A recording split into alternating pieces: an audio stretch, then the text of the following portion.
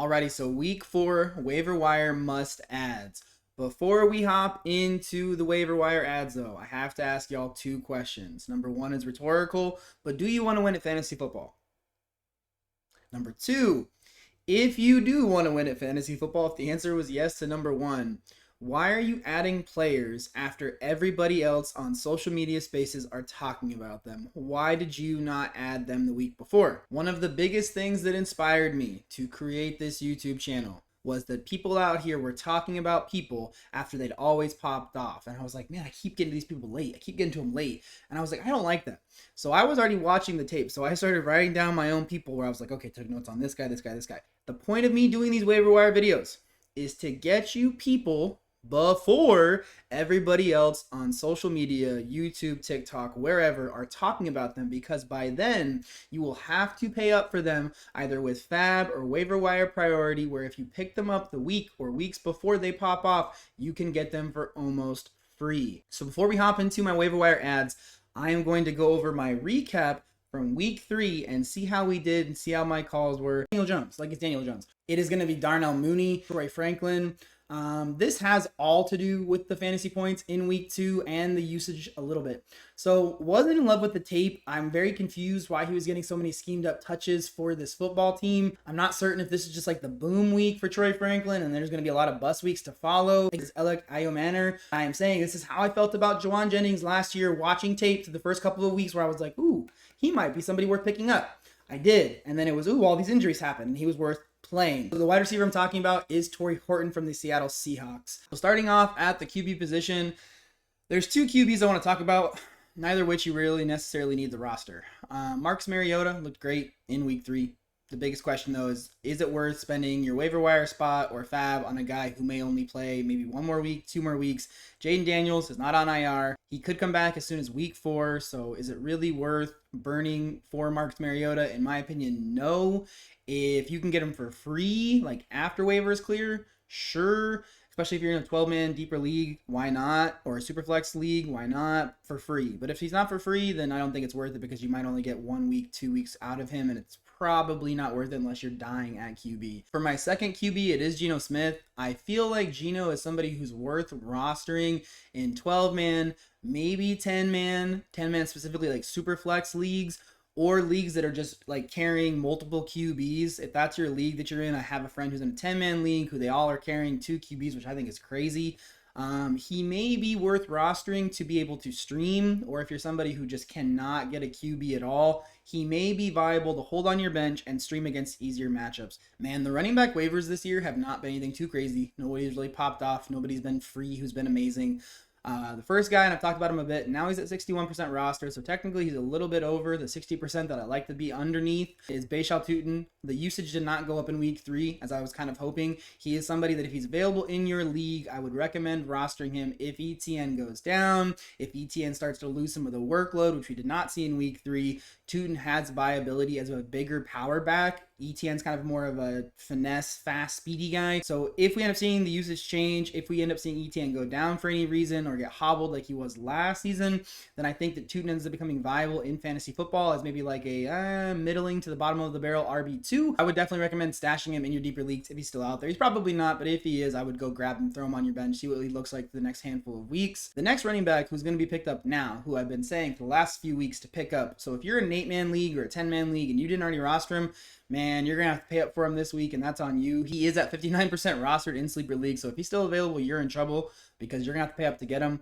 It is Trey Benson. James Conner, unfortunately, did go down. I was hoping this would not happen. I was hoping it was going to be more of a transitional throughout the year. It was going to become more and more snaps for Benson and less for Conner.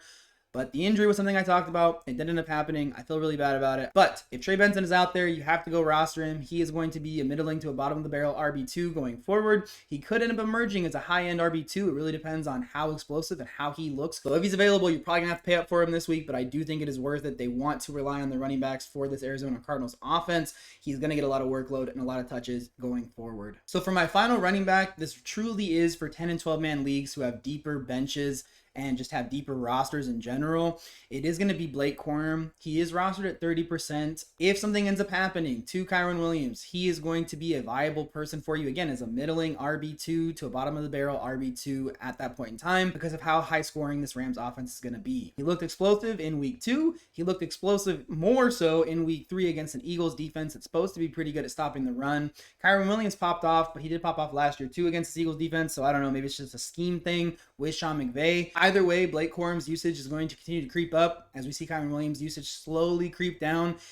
It is kind of more of a stash for the future. It is more of a stash for injury. He's not somebody who's going to end up being a 50-50 split with Kyren Williams. But if something does end up happening to Kyren Williams, Blake Corum is somebody you're going to wish you had already stashed before this ends up happening, much like I was talking about Trey Benson in the previous weeks. At the tight end position, the first guy I have to talk about, and I don't love it, but it is Hunter Henry. Right now, Drake May looks like he's just throwing the ball to everybody. There's really no like true wide receiver one on this option. It could just be a rotation where week over week, it's a different person who's going to pop off.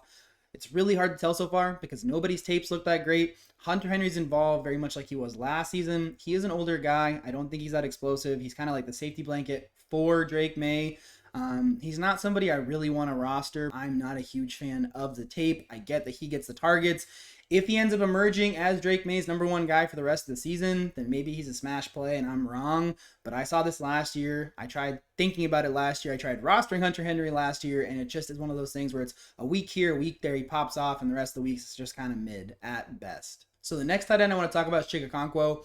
With this Titans offense and Cam Ward, it pretty much seems like you're starting to see targets consolidate more and more for two players, one of them being Chig. He looks pretty good on tape, but it could end up being that he is more of the wide receiver 2B in this offense, or maybe even end up being like a 2A option for Cam Ward.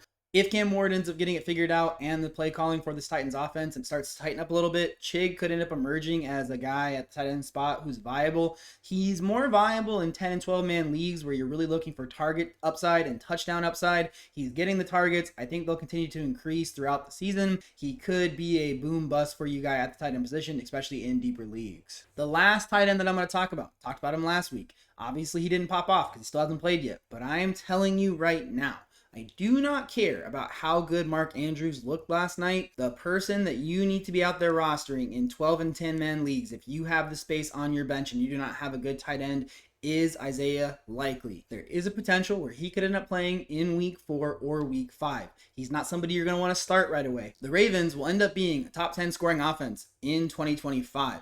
The Ravens are 1 and 2. They are going to start freaking out and thinking like, man, we got to find somebody else to get the ball to because what we're doing right now is not working.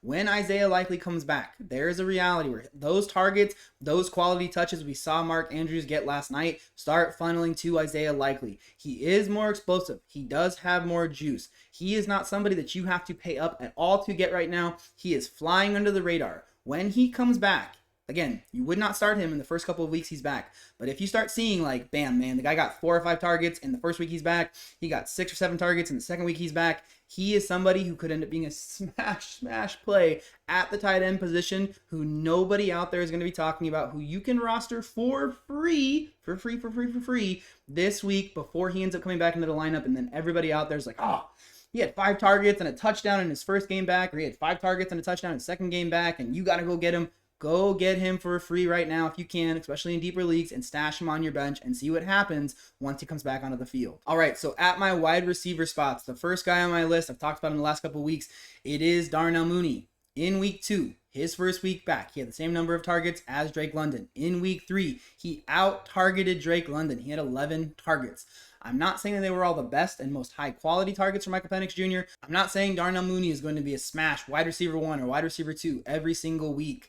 But in these games where it is going to be a higher scoring game, the Falcons have to catch up or the Falcons have to score a lot of points, he is going to be a viable wide receiver 2 during those weeks. He's still not rostered in 60% of leagues. I think it's like 55% right now or something like that. I think it's kind of criminal. Darnell Mooney last season was like wide receiver 30 or 31 in a PPR format. So hopefully going forward, him and Drake London will start getting higher quality, better targets, and it'll be clicking.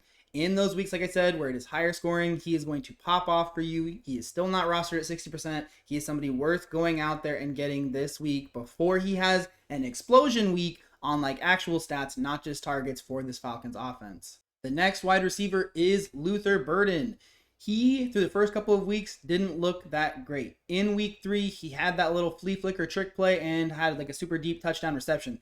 I don't know what is going to end up happening with this wide receiver core. Rome Odunze looks locked in as the wide receiver 1, but I do think that there is a reality where Ben Johnson is like, hey, I drafted this guy. He is going to start out targeting DJ Moore. DJ Moore is kind of like running a lot of weird like running back stuff and like schemed up stuff in the backfield for this Bears offense. So he is not being utilized as a true wide receiver 2 on this offense, like comparable to other wide receiver 2s on other offenses. It could end up being where Luther Burden slowly, gets more and more targets throughout the season. If you're in a deeper league, I think he is worth stashing on your bench, seeing what the usage looks like in week 4 and week 5. Next is any Packers wide receiver not named Matthew Golden. Any of those guys, whether it's Dontavian Wicks, Christian Watson, you are able to probably get for free this week. They didn't look that great in week 3. They are people where with Jaden Reed being out and Tucker Kraft still being hobbled, it will be interesting to see how they look against an easier defensive matchup. Week 3 was kind of a slog against the Browns. The Browns defense is fantastic. So if you can get one of these guys for free, it is worth stashing on your bench. It's kind of like a mid-round lottery ticket. The next wide receiver I want to talk about, and he's almost rostered at 60%, it is Josh Downs. I know that so far through the first few weeks, Michael Pittman Jr. looks like the guy you want to have. I do think that Josh Downs, based on the routes that he runs and based on the play style that he has, he is somebody that will take a little bit more time for Danny Dimes to have a true connection with down the field. This is going to be a high-scoring offense for the Colts. Daniel Jones looks legit. It's kind of crazy that he looks this good, but he does. I do want a piece of this Colts offense. So if you are in a deeper league or even an 8-man league and he is out there and available, I think he is worth rostering, stashing on your bench, and seeing if that connection with Daniel Jones grows over the season. I told you guys in week 2, week 3 videos, super deep leagues. I'm going to talk about people in super deep leagues. If you are in a 12-man or a 10-man who has super deep rosters, if you're looking for somebody to stash because you're like, I got a free spot and I don't know what to do with it and I don't have anybody who has any crazy high upside, Jordan Whittington for the LA Rams has the juice.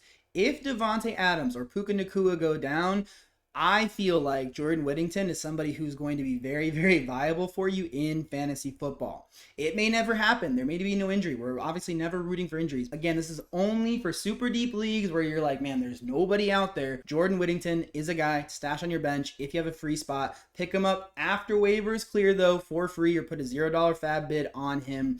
If you can stash him and something does end up happening, awesome for you. If nothing happens, hey, you tried. This guy, again, has the juice, so he's worth rostering, stashing, and waiting for a potential injury for this Rams wide receiver core. So another wide receiver I don't want to talk about, but I kind of have to because of how his week 3 looked, is Trey Tucker. I went down the Trey Tucker rabbit hole last season. I did my research on him. He has the viability to end up being like a guy that's like a boom bust play for you on certain weeks. I don't really like boom bust guys. I don't want a wide receiver who can give me 20 some points 1 week and then for 2 weeks it's less than 10 points. I just don't like that. It's not a play that I want to make.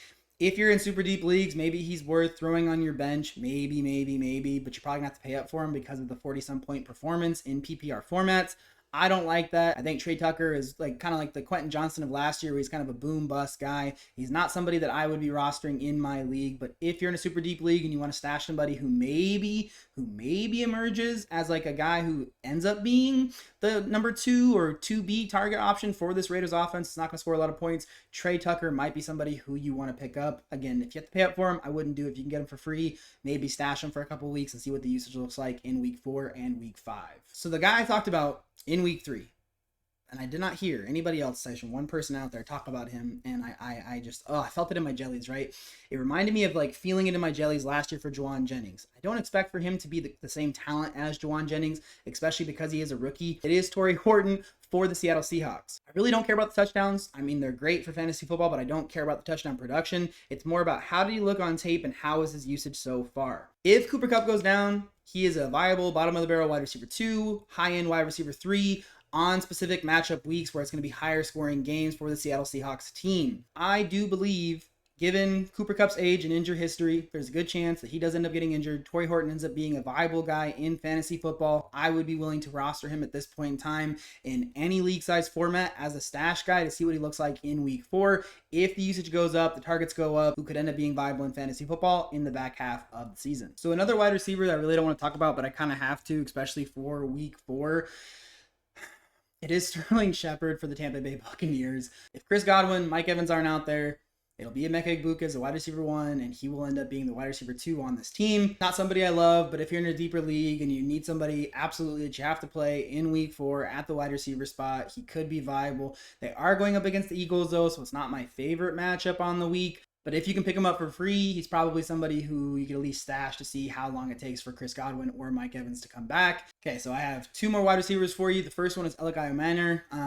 Said it in week 2 and week 3. The targets are there. Touchdown equity on this team is there. I don't like how Cam Ward's playing out there.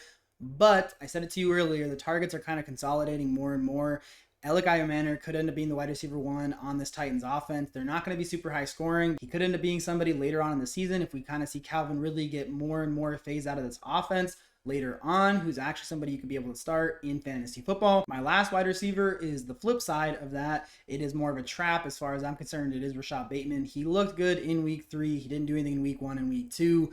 He is a talented wide receiver. If he was on a different team, I would have him as somebody you should pick up because he would be getting this consistent usage week over week over week. I would not fall into the Rashad Bateman trap going into week 4. I do not think he's worth somebody even stashing on your bench. It is going to be Zay Flowers as the primary target earner for this team. He's never going to get the consistent targets that he needs, even if the talent profile is there. Alrighty, so there are my week 4 waiver wire additions and also some people who popped off who I don't necessarily like but felt the need to talk about so you guys can have all my information and my thoughts on these players. The big thing, like I said at the beginning, trying to give you players who have the potential to be viable in fantasy football before they pop off. So going forward, if you've seen this video or other videos that I've done about the waiver wire, just keep that in the back of your mind. It's better to pick them up for free and stash them for a week or 2 than to have to pay up for question marks who could end up doing nothing for you or who could pop off later. But if you can get them free and they pop off later, you feel pretty good about yourself. Hopefully this video helps you get just a little bit closer to winning your fantasy football championship in 2025.